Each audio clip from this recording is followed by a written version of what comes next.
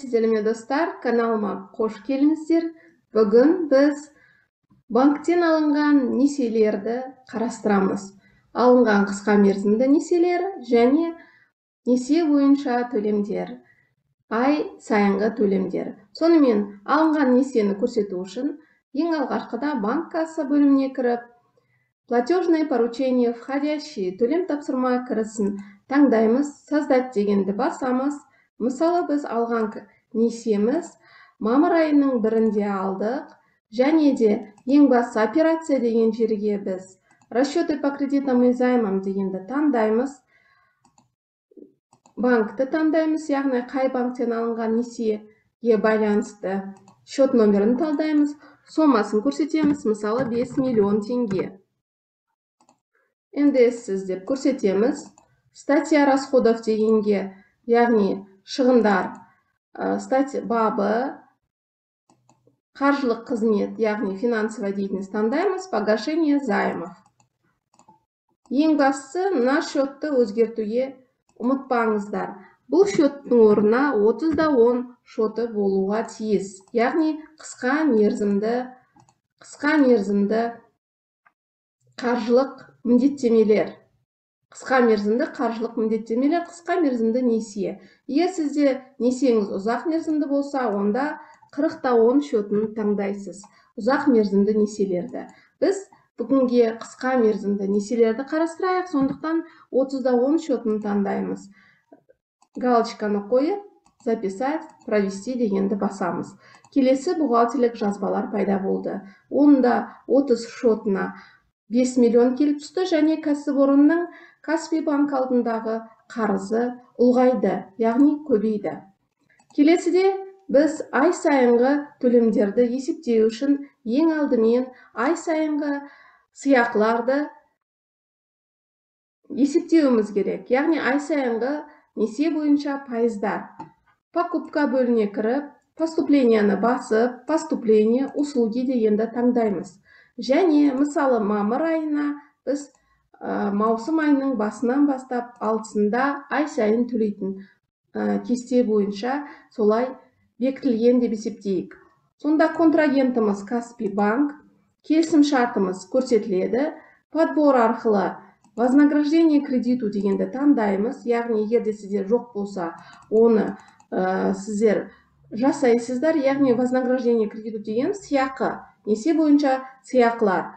Галочканы басасыз несие екенін, өзге де деп таңдауға болады мына жерде, және де без НДС деп басып, записать деп осыны таңдайсыз. Мысалы, ай сайынғы сыйақы несие бойынша 15 мың. Келесіде біз дұрыс таңдайтынымыз мына жерде 73-10 деген счеты таңдауымыз тиіс, яғни сыйақылар бойынша шығыстар. Және бұл жерде бізде субконтаға сыйақылар бойынша шығыстар дегенді жасауға болады. Өздеріңіз, егерде болмаса, жаңадан ашасыздар.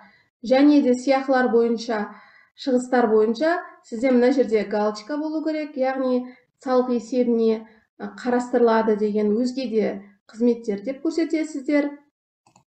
Өзге де қызметтер, яғни бұл жерде сыйақылар деп те көрсетуге болады, өзге де қызметтер емес, сыйақылар. Яғни, сыйақылар деп жазайық.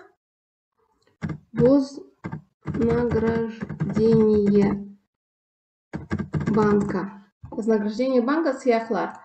Қазақ тілінде емес, орыс тілінде болғандықтан бағдарламамыз орыс тілінде жазып жатырмыз, сондықтан записать деп ең басты мынау код строкиді ұмытпаймыз толтыруға. Код строки бізде жылдың басынан деп есептедік, вознаграждение банка және жолын 23-ші жол деп көрсеттік. 100 формасында, яғни жылдық декларациясында 100.0023 деген жолда көрсетіледі. Сол жолға барлық ақпарат мәлімет отырады.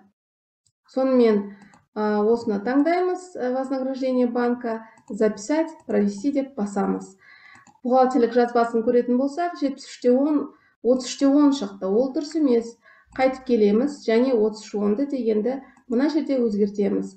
17-10 дегенді алып тастаймыз, және 30-50 дегенді таңдаймыз. 30-50 деген счет, яғни қысқа мерзімді сыйақылар бойынша ша төлемдер дегенді білдіреді. 30-да 50 дегенді қалдырамыз. Қайтадан өткізуді басамыз. Дебет кредиті 73-те 10, яғни банк сыйақылары 30-да 50, Каспий банктың алдындағы сыйақының ұлғайғанын көрсетеді. Келесі тағы бір операция бізде бұл несиенің өтелуі, ай сайынғы өтелуі. Ол үшін банк касса дегенге қайтадан таңдаймыз. Платежное поручение исходящее, яғни банк касса, платежное поручение исходящее. Создать деп басамыз. Және де бұл жерде расчеты по кредиту, по займам с контрагентами деген таңдаймыз. Банк берген несиені, счетты, несие келісім шартын, және мысалы енді негізгі біз 5 миллион алғанбыз, бір жылға деп есептейді, қысқа мерзімді бір жылдан кем болу керек, бөлеміз 12-ге негізгі. Енді бұл жерде мен жай ғана 12-ге бөліп есептеп жатырмын. Сіздер әрине банк несиенің кестесі бойынша қарастырасыздар. Бұл негізгі сомасы болып табылады, қосылған құн салықсыз, және өтелген кезде негізгі сомасы қаржылық қызмет, погашение займов, яғни несиені өтеу. Және біз бұл жерде тағы бір жолды таңдап 15 мың деп есептедік. Сыйақысын көрсетеміз. 15 мың сыйақы, және де барлығын бір қарап шығамыз. Ең басты мына жерде шотты өзгерту керек 30-да 50-ге. Яғни бірінші 30-да 10 дегеніміз қысқа мерзім несиенің негізгі қарызы, қысқа мерзім несие бойынша негізгі несие сомасының қарызы, екінші сыйақылар бойынша қарыздар. Записать деп жазамыз, оплачено деп галочка қоямыз, және провести дейміз. Және бухгалтерлік жазбаны қарайтын болсақ, бізде екі жазба пайда болды. Ең біріншіден, онда 30 шотынан негізгі несие бойынша негізгі сомасы жабылды, және сыйақысы да жабылды. Сонымен бүгінге осы операцияларды қарастырдық. Және де келесі жолы басқа да қызықты тақырыптарды қарастырамыз. Қош сау болыңыздар. Келесі кездескенше.